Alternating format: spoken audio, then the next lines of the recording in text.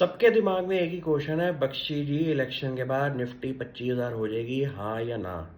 ऐसी चीज़ों पे टाइम वेस्ट करने से अच्छा निफ्टी की कंपनीज पकड़ो, उन पे पढ़ाई लगाओ, कौन सी कंपनी इंडिया की ग्रोथ रेट से ट्वाइस थ्राइस पे ग्रो हो रही है।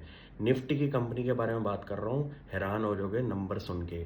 सबसे पहली बात, कंपनी का नाम है लार्सन एंड टूब्रो, एलएनटी के नाम से जानी जाती है। छोटे बच्चे को भी इस कंपनी के बारे में पता होगा, इंडिया की नंबर 1 इंफ्रास्ट्रक्चर कंपनी है।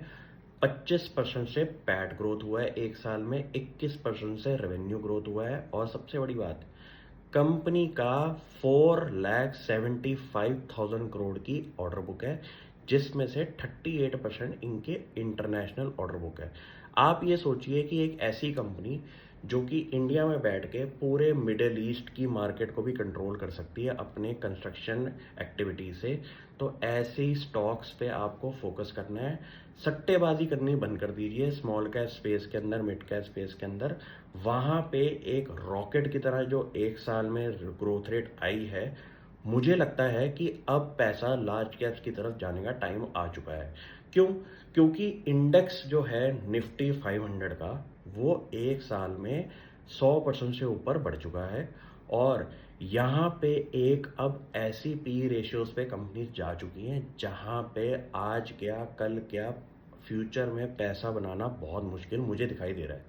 सिंपल सी बात है, जब ऐसा दिमाग आ जाए और आपको लगे कि यार अब इस सिचुएशन पे स्मॉल मिड कैप स्पेस के अंदर मुझे डिफ़िकल्ट हो रहा है पैसा बनाना, तो सबसे बेस्ट वे रहती है कि आप अपना एक स्ट्रक्चरल व्यू लें कि अगर अब निफ्टी 22,000 23,000 से 25,000 जा रही है, तो मेरे पास कौन से स्टॉक्स होने चाहिए जहां पे मेरे को वैल्यू एक्रीशन दिखाई देगी।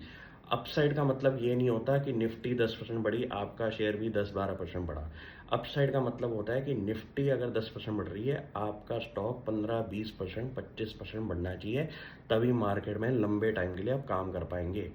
इतनी मेहनत करने के बाद अगर आप 20-25% अपने स्टॉक से नहीं कर रहे, ये काम आपको ज़्यादा फलेगा नहीं अगले 10 साल के टाइम पीरियड में। इसी सिचुएशन पे मैंने जब लार्सन एंड टूब्रो की बुक्स को पढ़ा, तो मुझे समझ में आ गया कि ये जो काम कर रहे हैं, इतने बड़े लेवल पे इंफ्रास्ट्रक्चर एसेट्स जो कंपनी के पास बैठे हुए हैं, यहाँ पे कंपनी की एक तो इन्वेस्टमेंट पोर्टफोलियो भी बहुत बड़ा हो चुका है, और सबसे बड़ी बात, इनकी ऑर्डर बुक में कहीं ना कहीं कोई स्लो डाउन नहीं हो सकता, क्योंकि इंडिया की नंबर 1 कंपनी है। इसके आस को पास को भी आपको एक कंपनी नहीं दिखाई देगी जो इस लेवल पे काम करती हो। ये स्टॉक्स आपकी होल्डिंग पोर्टफोलियो में ज़रूर होने चाहिए, क्योंकि ये ऐसे स्टॉक्स हैं जिनमें ग्रोथ का मोमेंटम तो रहेगा ही, प्लस ऐसी ऐसी बेट्स इन्होंने ली हुई हैं अपने पास्ट के अंदर जिनका सिग्निफिकेंट कंट्रीब्यूशन इनकी बुक्स में दिखाई दे रहा है। कंपनी के पास एल&टी फाइनेंस भी है, कंपनी के पास LTTS टेक्नोलॉजी भी है, और कंपनी के पास LTM माइंट्री भी है। 3 लिस्टेड कंपनीज आपके सामने बता दी, इनकी बैलेंस शीट खोल के देखिए और कौन सी कंपनीज है इनके पास। Thank you.